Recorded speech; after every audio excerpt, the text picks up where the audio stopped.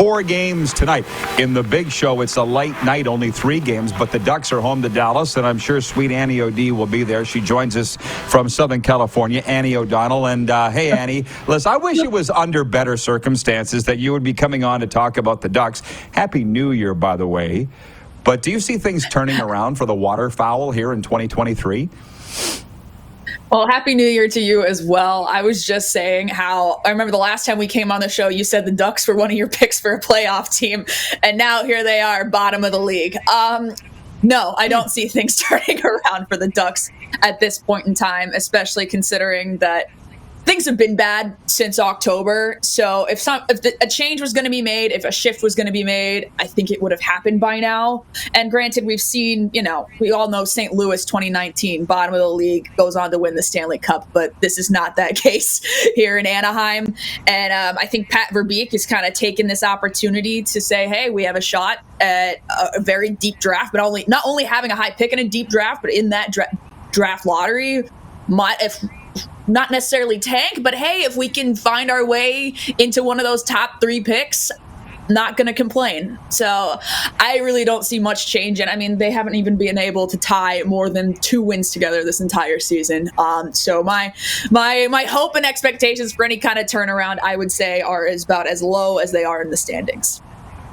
Well, you are literally my Ducks go-to for information, though. I didn't realize they didn't have it was into late November. They hadn't had a regulation win yet, and that was on your post. You're like, remember that face you made? Like that look when we haven't had it. Yeah, so what are they saying? What's Dallas Eakins saying? What are the team leaders saying, if they have any? Like, I'm not really following what they're saying in the media after all these losses. What's the reason?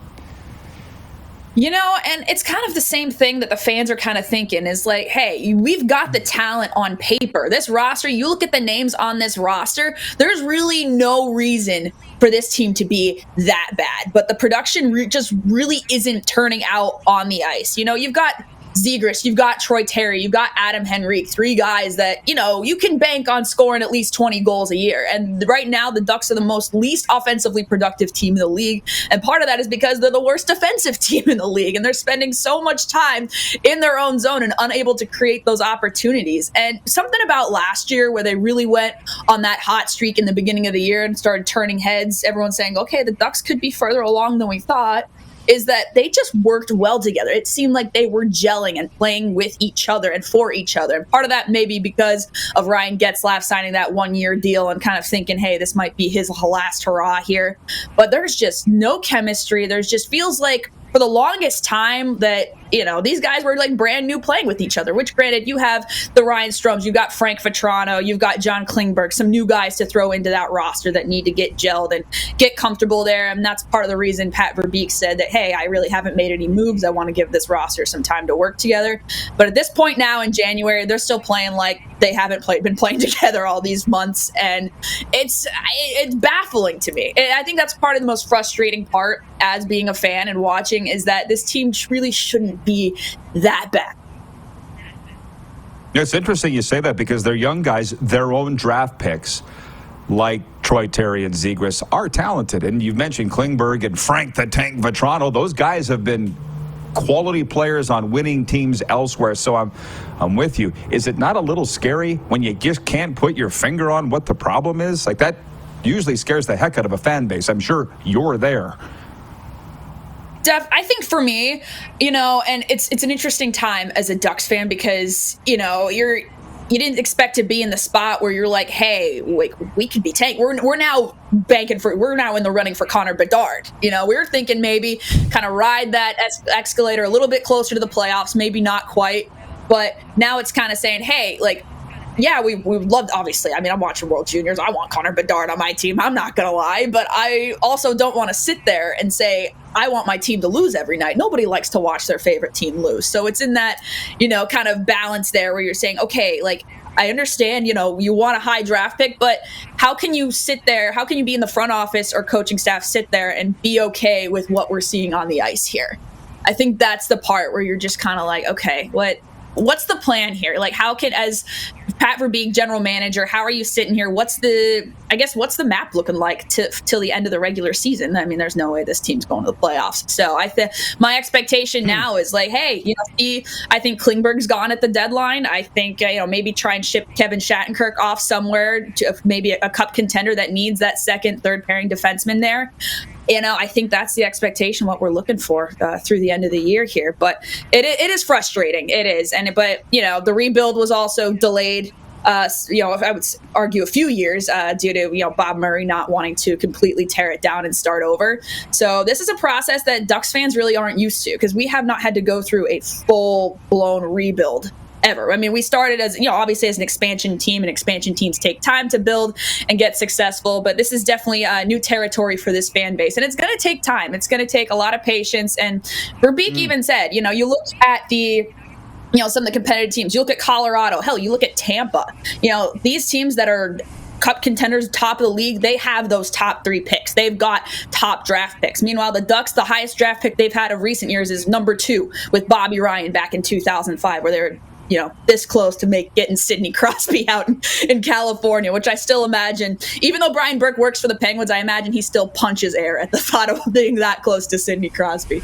But, it's... yeah. Well, those Ducks scouts are friends of mine, and, they'll tell you Zegras might not have been a high pick, but he was Rookie of the Year, was he not? I mean, they've drafted well, including, by the way, Mason McTavish. I mean, you've tagged me in some of those videos. You were sitting right behind the net. I would have liked to have seen him with Canada at the World Juniors. Clearly, the Ducks didn't want that to happen. But how's his rookie season been? His rookie, I've been confused, and not with Mason McTavish himself, but just the handling of Mason McTavish by Dallas Eakins. I mean, you just look at some of the lineup decisions that are made. I mean, for the longest time, he wasn't getting 10 minutes of ice time a night, and moved down to the 4th line, moved off center. I'm not in the locker room. I'm not in making those decisions. So I try not to make those kind of assumptions and say, oh, what you're doing is completely wrong. There's nothing there. But I just have to wonder to myself, This is a kid, how insanely talented this kid is. You wouldn't have taken him 3rd overall if you didn't think he was talented. But how is limiting his production, how is limiting his time, how does that going to get him up to the NHL caliber player him to be? And that's why so many people are like, oh, I'm not sold on Mason McTavish. I'm not sold on him. I was like, because he hasn't been given the chance and the opportunities to do so. But you give him that ice time, you put him with the right guys, you give him that leeway, he rises to the occasion. And that's what I love the most about Mason McTavish, is that he can be that guy, but got to give him the chance to do so. So lastly, I'll wind it up with this. Rough times now, not expected, but you see this being a good team in the years ahead? Absolutely. No question about it. Like I said, it takes time, and it's going to take maybe obviously this draft being one of them, but maybe one more draft to get another high value player. But there's so much young talent and potential on this team and in this farm system. The future is so bright from top to bottom, from offense, defense, even in goal. I mean, John Gibson and Anthony Stolarz both went on injured reserve for a bit. We got Lukas Dostal up from the goals. That guy is fantastic. The future is extremely bright in all areas. He's ready for the NHL, just needs his opportunity, and hopefully the Ducks make that happen sooner rather than later. And that was the other thing, and kind of off topic there, but kind of deterring topics here. But, you talk, John Gibson is a name that's thrown around a lot. I mean, the guy went on injured reserve for a bit, got some much needed rest, because, I mean, any goalie that's put in John Gibson's situation, you're going to have a hard time. But comes back rested after being injured, has a great game against an injured Vegas at that, but a great game nonetheless. And then he's put in the next 2 games where the Ducks just get demolished. And you're just, you got to think to yourself, why? How are we managing this? How we got to manage his workload better. So I think bringing in Lukas up for more games, more time would be so beneficial. But no, the future is absolutely sparkling bright. This team is gonna be competitive in years to come. It just might take a little, especially I think last year was a tease too. You're kind of seeing to yourself, oh wow, this is moving along faster than we thought. The young guys are getting acclimated. Troy Terry's starting to get his footing, getting breaking out, but. Back to earth now a little bit. Obviously Jamie Drysdale on the IR didn't help at all this year, but just patience with the process. Got to give Pat Verbeek time to work, time to cook, get a couple more drafts under his management, and we'll see what kind of team he can build here.